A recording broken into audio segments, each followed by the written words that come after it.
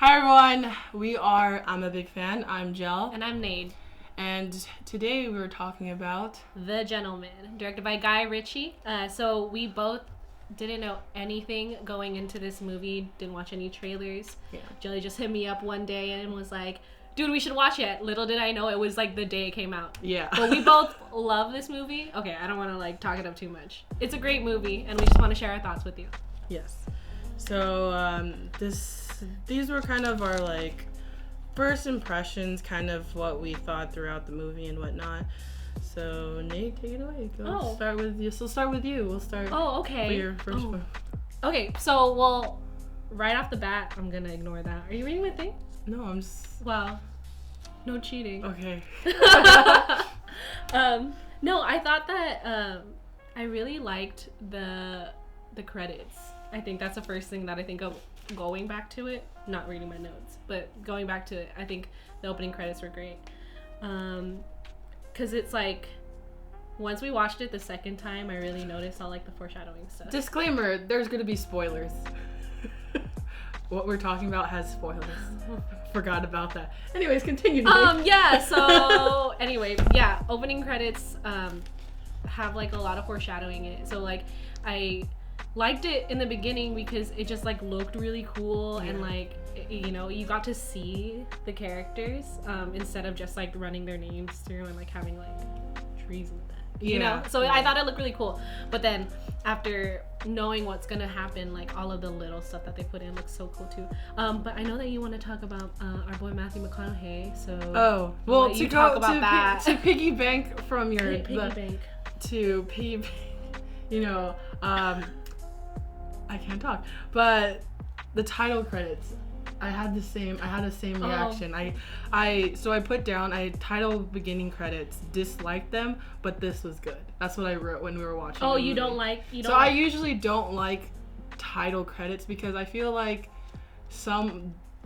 I feel like it's not necessary. Yeah. I think it's like, for me, it's rare to really like a title credit. I think another title credit that I somewhat enjoyed, but because it was just so flashy, was Scott Pilgrim versus the World. Oh, yeah. I thought that was cool. Yeah. But, I don't know, personally, title credits are not a big fan.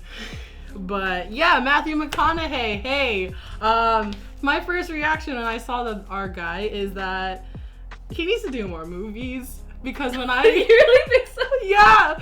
No, because the fact that... Oh, okay. Because the fact that when I saw him, all I thought was commercials. Yes. Because I seen him in so many car commercials that like I was like, oh, our boy needs to do some more movies because I mean, and it opens with a commercial. Like, like his whole like monologue, like weird voice. That's like. Did you like that? Did you like that whole? At first I was kind of like thrown off with it. I was kind of like. I didn't understand what we were watching, I think. Yeah. I think especially because we didn't know anything about it, I was like, what the fuck is this movie? Also, I don't like it. It made me think that, oh, Guy Ritchie directed this, maybe it's gonna be like super stylized and like weird, you know? And just like commercials. Just commercials all linked together. Just to showcase Matthew McConaughey. Yeah. Also, to go back to the beginning credits, all I was thinking was like, damn, Guy Ritchie everywhere. Like, yeah. Like, all the credits are mostly him, and I was just like, we get it. You made the movie. No, but, yeah. So, what's your next point? My next point was, when it finally opens and we're actually in the movie now. And it's, what's his name? Charlie Hunnam. Ray's apartment, or house, apartment. His giant mansion. But when he's like coming in, I was like, oh, it feels like a play. Like I don't know. Just the layout. Yeah, the layout of it just like felt really open. It like definitely felt like a set. Like it didn't feel like they went into a house. Yeah. And I think it just is because that house is huge, so there's a lot of floor space. And I also think it's because they didn't start with him actually going into the house. It was just him already in the house. So maybe. That's why. And because it was a wider shot. Yeah. Yeah. Anyway, it felt like a set and it felt like a play. Just honestly, throughout the whole movie, I kind of started feeling like it anytime they were in a house. Everything felt kind of flat, and that they were like playing to an audience. Like that's how I was seeing it. Yeah, that makes sense. Yeah, I now thinking about it, it kind of gave me that vibe too. Yeah. For that scene, well, for that beginning part when I don't actually have that much on that part. I don't really have that much on that part too, but like for what I wrote was, it goes like when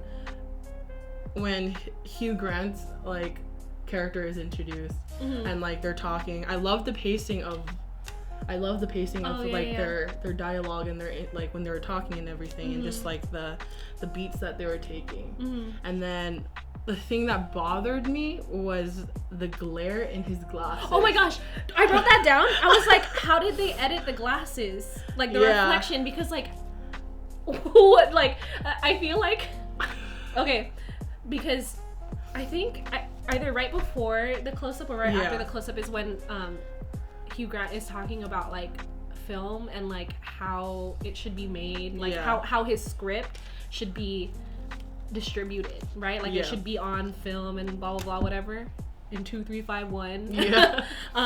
So he was talking about that. So I think, you know, you're taken out of it and are like, oh, this is a movie. Let's think about movies. And then it's a close up on his glasses and you're like, well, how did they get a close up of the reflection and not have the crew in the reflection? Like, what's happening? And so it's just like the table just in his eyes every single time. I thought it was a nice touch because it's like very realistic in that like lighting setup because it was above them, that I get that when it hits the table it'll reflect. It was just the thing though, it was just so like, I guess I'm so used to like movies when someone's wearing glasses, it's either like Charlie Hunnam's like glasses where it's just clear but not like, and then like another example of like a tinted one is just like the regular like almost sunglasses type, so like you don't see the glare. But with this, it's like it's kind of, it throws you off a little because you're so used to not seeing that, but it makes sense because it's more realistic. Oh my gosh, is it supposed to be like some kind of like metaphor?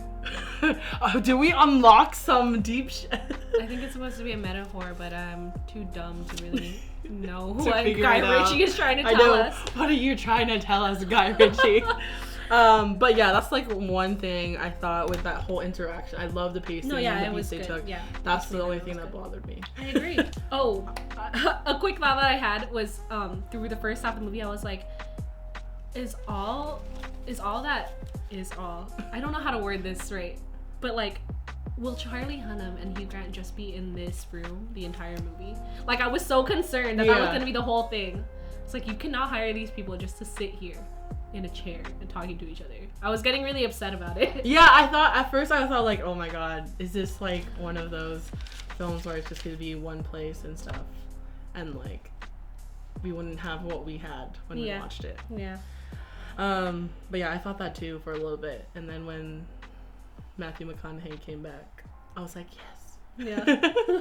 But I added note, I said I loved Hugh Grant's character and the duo of him and Charlie Hunnam. Oh my god, you wrote a lot. Yeah, I did, dude. I wrote a lot. Yeah, see, like the glare on, I put the glare on HG. I put HG so I didn't have to write their names on. Smart. So glasses, not good. I put dialogue between HG and CH good. Seems like they have history. That's what I didn't think that. I thought that he just like really liked really liked Ray. No, I felt like they had like, it just seemed like just like their dialogue, just the way they talk to each other, and like, it just seemed like they something before this happened with them. Yeah. And like freaking Charlie Hunnam's like character Ray had to like deal with him before, and so that's why I seemed like this like intention between them, that they have history. Yeah. What's next? I'll start this way. For the first showing, I said I wish I saw more of Matthew McConaughey's character with his wife more. I think that, so I thought I needed to see more interaction with the wife and him, but I also I think that Matthew McConaughey was a good choice as this, like drug lord type guy, because he's very like, just looking at Matthew McConaughey you see this very like, I don't know, he seems very classy, especially when he's like, for the dinner scene, they just look very dapper, and it's just he carries himself, you see this really good classy thing. So, but the thing is, what bothered me was his single earring that he had on his like.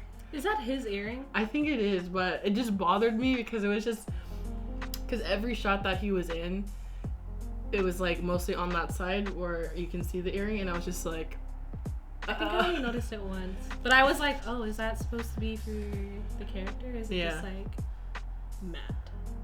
I know. So what else do you have? I put that like when Fletcher is pitching the. Fletcher is Hugh Grant's character. Yeah. But when he's pitching the movie, like once it finally cuts into like showing it instead of just him talking, I felt like it looked different from when they were like speaking to each other. Like I felt like it looked more cinematic and more drama. You know, like it did feel kind of like you were definitely seeing something different, and I liked that. Also, it was the more stylized. Yeah, it was the more stylized part of it. And then I just right under it, I put that it was like, it felt like there was a lot of like fast-paced cuts, because it's a lot of talking. Like it's a lot of people like, what's the word? Exposition. Yeah. My brain. I was gonna say exhibition. I was like, that's not it. But it felt like a lot of exposition. So when you have a lot of talking, I felt like it helped to see more stuff on screen. Yeah. That like visualizing it, right? Like showing like little pieces of this, that, the other. So that way, instead of getting stuck in their like monologue, you kind of are present, I think. Yeah. And I appreciated it, because I otherwise I would have thought it was really slow, because it felt like longer than, what was it, 2 hours? Yeah, it was about 2 hours. It definitely felt longer than that, but because of what was happening, I think it shortened how long, because it was just like fast paced. Yeah. And then like it didn't feel like a 2 hour movie.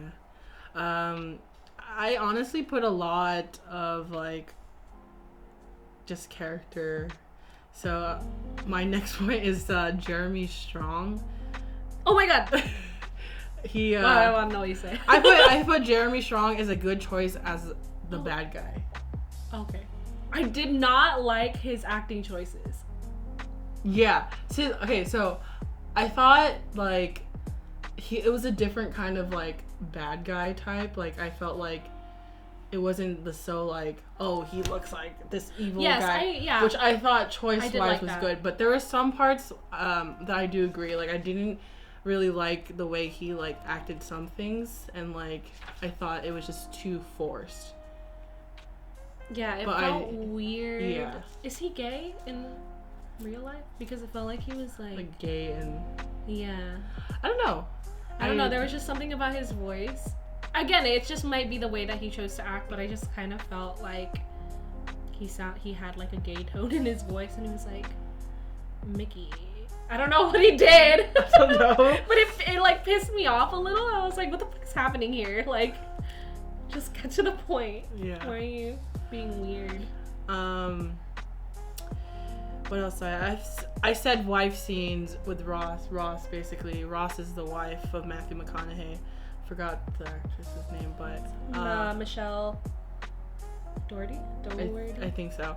I said wife scenes are great. They are a great team. I said, is that Mickey's dick? I was just curious. Amazing. Yeah, is that really? She grabs his dick. I just want to know if it was Matthew McConaughey's penis. It probably was. I hope it was. Yeah. But yes, they were great together. I did like the way that they played off of each other. I thought they were just like, the chemistry was there, and I thought the duo they just looked good together. So my next point was the costume design for Matthew McConaughey. I didn't really like it too. Yeah, it felt weird. It did not feel. I feel like everyone else kind of fit the vignette, and then he was just like. It was just Matthew McConaughey. Yeah, because it was very. I felt like it was like because everyone was like more with like this modern, like very like dapper type look, and then for Matthew McConaughey's character, he was, I'll put a picture right here to show you guys what I mean, but it felt like it was too old. I felt like it was like more of the older generation. Like I would think this would be in like the 20s or something. Yeah. Type thing. Yeah. That's how it threw me off, basically, because like everyone was just in sync with their character's clothing and everything, and then we see Matthew McConaughey's clothes, and I'm just like, and it changes from very like a modern suit to very like old school. I think it's like that plaid. It was like plaid. I think right? it was the plaid vest. It was just that. like the plaid. And then when they were like hunting, like right before it did look old again. And the newsboy cap, I don't know what it is. It just feels like he was like stuck in a time. Yeah. But that's just the one thing, costume design. I thought it was just weird. Everyone looked good, but I guess that was the one little thing. The font on the screen threw me off because it looked like it didn't like render all the way. Oh, is that why you were concerned about it? I was just like, why have that in there? Oh. It says, okay, I wrote it down. Hang on. Where did I write it? They say, so Jeremy Strong says a nugget under half a yard, and then I can't remember what this text says. It sounds like a smudge under $500 million. Yeah, something like that. And I was just thinking, why didn't they just say what they meant to say? Like, I don't know, dude. Because they're not English, so why do they have to use the terminology? You know what I mean? Like, yeah. I don't know. It was weird. It felt weird. It was weird. But I did not notice. But yeah, no, like when they would say like the locations and stuff on the like the font on screen, like there was some like edges of it just that looked like it didn't like fully, like I don't know, it just didn't look like it fully rendered, and it looks like when like I edit stuff and like haven't rendered anything and you just see the little edging, so it doesn't like look seamless in it. And so I was just like, what, like you know what I mean? So maybe that was last minute. Yeah, so that's what I wrote, and then I put watch your head because I thought I liked that because when did they say that? It's when they're going into like the drug den. So why did you like that? I don't know, but so basically Matthew McConaughey. Yeah. Okay. But basically Matthew McConaughey and Jeremy Strong. So Matthew's character brings Jeremy's character into like the drug den for the first time, and then when they're going down, Matthew McConaughey says, "Watch your head," and I just like, was that part of the dialogue? But also like, oh, interesting. That took you out. Yeah, it took me out because I'm just like, yeah, watch your head. Like I felt like that was just so like, just him just saying it, and they just added it into the movie. I don't know. I relate to that. I hit my head all the time, so. Thank you, Matthew McConaughey. Or Guy Ritchie. I will watch my head. Anyways, another thing. So when they're in the drug den, there was some parts where they're kind of just tracking. They're just like following the character, right? And so it goes from them tracking and they pause, and then the sudden jerk to move, like they're unsure, and then they go. That threw me off. I put right here, the sudden jerks when they are following the actors was distracting. So I thought that was a little bit distracting. Because it was just like a weird, like they would move like this and then they would follow. Like, and that happened like a couple more times after that one scene in the drug den. And then it didn't happen that often, but it was just like something I noticed after. Yeah. So, but yeah, so. I put I love you, Colin Farrell, because we're getting to we're getting to Colin Farrell. We're getting to Coach. I'm just reading both of them. Okay, well I have two things, so I'm trying to read before you say that, I'll say the rest because it kind of goes with. Oh, are you still in the drug den type thing? I said Matthew McConaughey's dialogue sometimes doesn't work for me. Like I felt it was like, I don't know, some of the things that he said like was weird. He's very doesn't he use a lot of metaphors? I feel like he just talks a lot. Yeah. And says a lot of things and like warnings to people. Yeah. And it's like, I don't know what you want. I don't know. It was just, I felt like it was just like really like weird, and it sounded very like he was like really, really, really, it was like forced cool guy. Like it felt forced in a way. So there's some parts where I didn't like it, but the parts when he actually was like yelling and like moving, that's when I was like, yeah, I do like his dialogue. I don't know why. Oh, I have like the garage scene when we first introduced the wife. Oh yeah, what? When did I? Because that was the drug den and then the wife.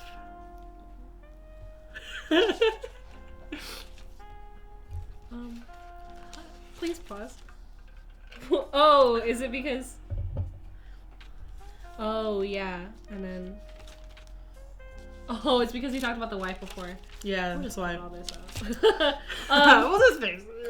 No, I love that the wife is like this badass business owner who like works on like really cool cars, because like I love really cool cars. So when she came up in the Beamer, when there's like a GTR just right there, like I just love that, like she and the fact that like the shop was like catered to like rich women. Yeah. And all of everybody working on the cars was women, or like if the wife hired men, like they were like in the back, because it was like, what did she say, like it was a sanctuary yeah. Women, yeah. So I loved that, like it felt like very empowering. Yeah, I put we love the wife, boss lady AF. That was my point. also it was right after, well, it was in that scene, but like I really liked the close-up of her, I can't remember, Dodge smoking the blunt, because and it happens with Charlie Hunnam's character too, where they just have a close-up of them smoking. I'm like, it just looks so good. Like, did they like get another camera just for those two specific shots? Because they look so good. I just really appreciated that. Also, one thing I enjoyed was that in the garage, like any of the garage scenes from his first introduction and then throughout the movie, I loved how you see like people actually doing stuff.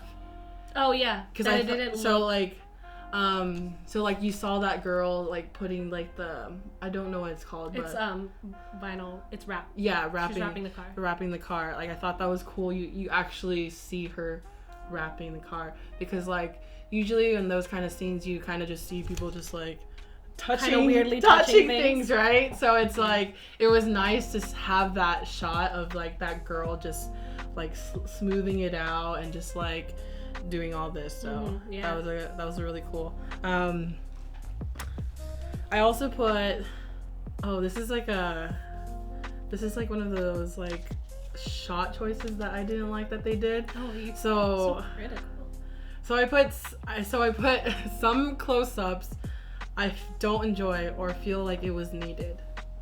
So the random like close-ups of things. Yeah. Like there were some that I thought it was good for like a comedic gag and stuff, but there was just like some things where like someone was just like this to someone or something like in the movie. You'll see when you watch it, but like I don't know, it was just weird. No, like, I agree. You know what there I mean? felt like it just felt so like, what the fuck, like. So I think a part of what made me think that it was long but also like short, I can't explain the feeling of this movie, but it's just that everything felt like, it felt like you definitely got every like answer you needed in the movie and then some, you know, because this is kind of jumping ahead, but the poisoning scene, like where it shows the guy like putting that in and then it calls back to it and it's like, oh okay, well that fit, but then there's, like you said, like all these other like little things that are in it, and it's like, okay, well did I really need that? Like, yeah, exactly. Like it just feels like sensory overload. Yeah, and it was just like things that I felt like it wasn't needed. Like I felt like they could have just like moved forward already in the movie, you know? Yeah, I think they were just really trying to stretch it out. So what's your? I have my next point is dry eye. Money phone gag was decent. Don't like the pause. Which one?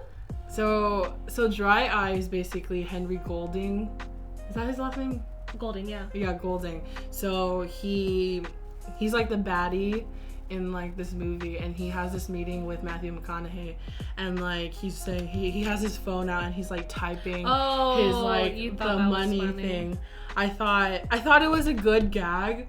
Like it's very like you've seen it before, but I thought in that situation I thought it worked. But then when he took a pause, looked at Matthew McConaughey across the table, and then he did it again, like he started typing again, I just like, okay, like I think it was more like, what is this guy worth? Yeah, like I just like, I don't know, I just felt like he should have just like kept on going and then showed. I didn't like the pause. But and then it goes to Matthew McConaughey's earring and yeah.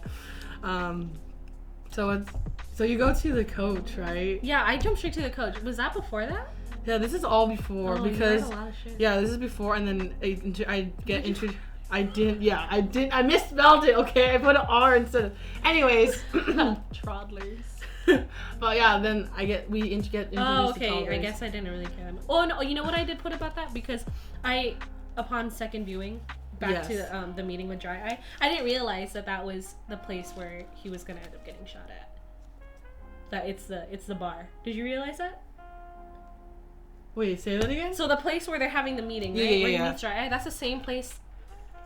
That's the bar where that he goes to, and then the shot in the beginning. That's the same place. Yeah. Yeah, I didn't know that. Oh.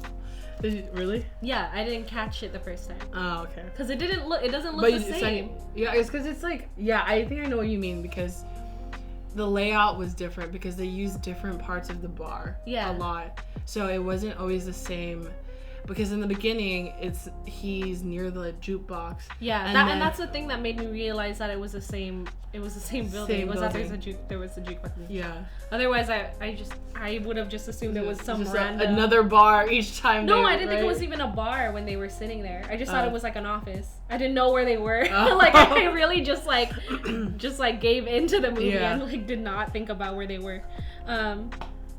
Let's talk about the toddlers. My favorite part. So the toddlers are these group of young men.